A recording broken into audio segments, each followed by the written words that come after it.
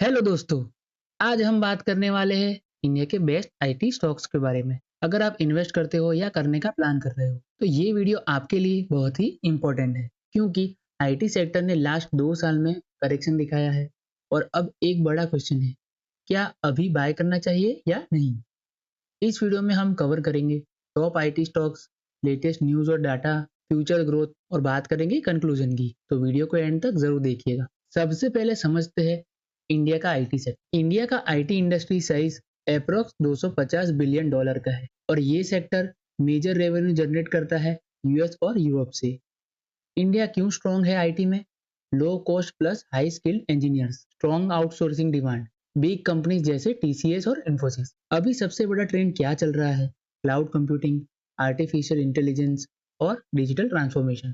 Simple language में बात करें तो कंपनी अपना काम ऑनलाइन और ऑटोमेटेड बना रही है और उसके लिए इंडियन आईटी कंपनीज को हायर कर रही है। इसलिए लॉन्ग टर्म में आईटी सेक्टर स्ट्रॉन्ग है।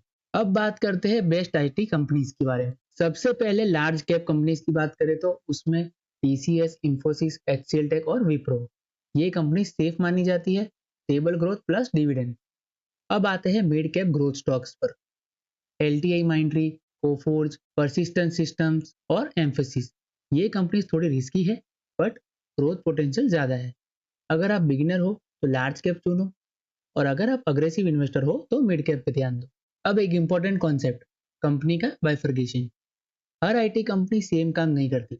जैसे कि टीसीएस बैंकिंग फाइनेंशियल सर्विस देखती है, इन्फोसिस डिजिटल ट्रांसफॉर्मेशन और कंसल्टिंग देखती है, HCL tech engineering plus products में है, Wipro IT plus consulting mix है और टेक महिंद्रा टेलीकॉम और 5G में काम करती है।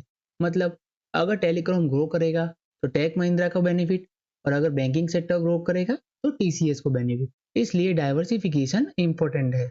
अब बात करते हैं लेटेस्ट न्यूज की। रिसेंट में आईटी स्टॉक में रैली आई थी, कुछ स्टॉक्स 5% तक ऊपर गए। टीसीएस, इंफोसिस, विप्रो में रिकवरी देखने को मिलती। टेक महिंद्रा शॉर्ट टर्म में आउट परफॉर्म कर रहा था। लेकिन एक इंपॉर्टेंट बात है, अभी आईटी सेक्टर अपने हाई से नीचे है। इसका मतलब क्या है? लॉन्ग टर्म इन्वेस्टर के लिए अपॉर्चुनिटी हो सकती है। मार्केट का सेंटीमेंट स्लोली इंप्रूव हो रहा है आईटी के लिए। अब बात करते हैं रिस्क की। सबसे बड़ा फियर है एआई, मतलब कि आर्टिफिशियल इंटेलिजेंस। लोग बोल रहे हैं एआई जॉब रिप्लेस कर देगा और आईटी कंपनीज का बिजनेस इंपैक्ट होगा। दूसरा रिस्क है यूएस रिसेशन और ग्लोबल स्लोडाउन। और रियलिटी क्या है?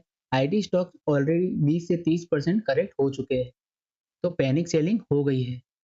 इंपॉर्टेंट पॉइंट ये है, स्मार्ट इन्वेस्टर्स करेक्शन में भी एंट्री लेते हैं। अब सबसे important part, future. AI threat है या अपॉर्चुनिटी? एक्सपर्ट क्या बोल रहे हैं? AI is opportunity not a threat. कैसे?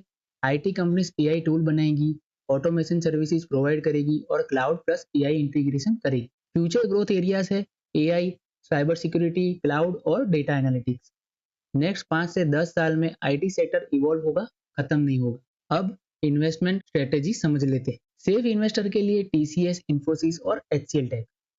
ग्रोथ इन्वेस्टर के लिए परसिस्टेंट सिस्टम, कोफोर्ज और एलटीआई माइंड्री। और रिस्की और टर्न अराउंड स्टोरी के लिए विप्रो और टेक महिंद्रा। बेस्ट स्ट्रेटेजी क्या है? SIP plus deep buying. एक साथ पैसा मत लगाओ, ग्रेजुअली इन्वेस्ट करो। मार्केट एक्सपर्ट की बात करें तो वो कहते हैं शॉर्ट टर्म वॉलेटिलिटी रहेगी, लॉन्ग टर्म में ग्रोथ स्ट्रॉन्ग है, आईटी कंपनीज के फंडामेंटल स्ट्रॉन्ग है, कैश फ्लो स्ट्रॉन्ग है और डिविडेंड भी मिलता है। बट नेक्स्ट 1 से 2 ईयर्स के लिए स्लो डाउन रह सकता है। मतलब पेशेंस ही मेन की है। तो दोस्तों, फाइनल कंक्लूजन क्या है? आईटी सेक्टर डेड नहीं हुआ, इवॉल्व हो रहा है। आईटी शॉर्ट टर्म में फियर क्रिएट करेगा, लॉन्ग टर्म में ग्रोथ देगा। तो फाइनली लॉन्ग टर्म इन्वेस्टर के लिए buy on dips, short term traders के लिए अवॉइड।